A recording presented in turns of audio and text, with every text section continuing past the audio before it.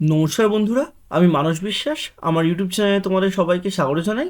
আজকের ভিডিওতে আমরা আলোচনা করব আরাবল্লী রেঞ্জ নিয়ে যে বড় বিতর্কটা বর্তমান ভারতবর্ষে সৃষ্টি হয়েছে সেটা নিয়ে। তা ভারতের সবচেয়ে প্রাচীন পর্বতমালাগুলির মধ্যে একটি আরাবল্লী রেঞ্জ। আজ হঠাৎ কেন এটি দেশের শিরোনামে? সুপ্রিম কোর্টের সিদ্ধান্ত, খনির আশঙ্কা আর সেভ আরাবল্লী আন্দোলন সব মিলিয়ে আজকের ভিডিওতে পুরো বিষয়টা সহজ করে বুঝিয়ে দেব। তা যারা যারা চ্যানেলে নতুন, অবশ্যই চ্যানেলটি সাবস্ক্রাইব করে পাশের বেল আইকনটি আপনারা কিন্তু ক্লিক করে রাখবেন। আরাবল্লী রেঞ্জ প্রায় 800 কিলোমিটার দীর্ঘ, যা গুজরাট, রাজস্থান, হরিয়ানা এবং দিল্লি পর্যন্ত বিস্তৃত। এটি শুধু পাহাড় না, এটি থর মরুভূমির বিস্তার রোধ করে, ভূগর্ভস্থ জলের জন্য তার রিসার্চে সাহায্য করে, দিল্লি এনসিআর এলাকায় বায়ু দূষণ কমাতে বিশেষ ভূমিকা পালন করে এবং বহু প্রাণী ও আদিবাসী জনগোষ্ঠীর আবাসস্থল কিন্তু এই আরাবল্লী রেঞ্জ। 2025 সালে আরাবল্লী রেঞ্জ খবরের শিরোনামে আসে মূলত সুপ্রিম কোর্টের একটি সাম্প্রতিক পর্যবেক্ষণ ও আইন ব্যাখ্যার কারণে। কি হয়েছে চলুন আজকে জেনে নেওয়া যাক। তা আরাবল্লীর কোন অংশকে পাহাড় ধরা হবে তা নিয়ে নতুন ব্যাখ্যা সামনে এসেছে। বলা হচ্ছে নির্দিষ্ট উচ্চতার নিচে থাকা অনেক পাহাড়ি অংশ আইনগতভাবে আরাবল্লীর যে রেঞ্জের যে সুরক্ষা সেই সুরক্ষাটা পাবে না, যার ফলে আশঙ্কা তৈরি হয়েছে তিন রকম।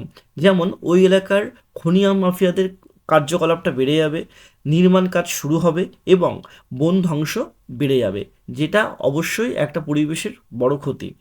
তা পরিবেশ বিজ্ঞানীরা বা পরিবেশবিদরা বলেছেন আরাবল্লীর অনেক অংশ এমনিতেই খনির চাপে ক্ষতিগ্রস্ত। নতুন ব্যাখ্যার সুযোগ নিয়ে অবৈধ খনন বাড়তে পারে এবং এর সরাসরি প্রভাব পড়বে দিল্লির এনসিআর জলসংকট, এবং দিল্লি এনসিআর কিন্তু মরুভূমির মতো তাপমাত্রা বৃদ্ধিও কিছু বছর পর হতে পারে এবং ধুলো এবং বায়ু দূষণের উপরও কিন্তু একটা প্রভাব ফেলবে। তাই অনেকেই এই সিদ্ধান্তকে আরাবল্লীর জন্য বিপদ সংকেত বলেছেন। এই বিষয় নিয়ে রাজনৈতিক ও সমাজ স্তরেও বিভিন্ন প্রতিক্রিয়া কিন্তু দেখা গেছে।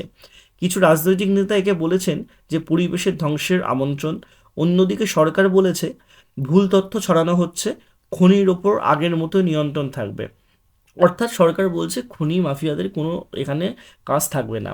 দেন রাজস্থান এবং হরিয়ানার আদিবাসী সম্প্রদায় বলেছে আরাবল্লী শুধু পাহাড় নয়, এটা একটা জীবন ও সংস্কৃতি। তাই সোশ্যাল মিডিয়ায় এখন চলছে সেভ আরাবল্লী আন্দোলন।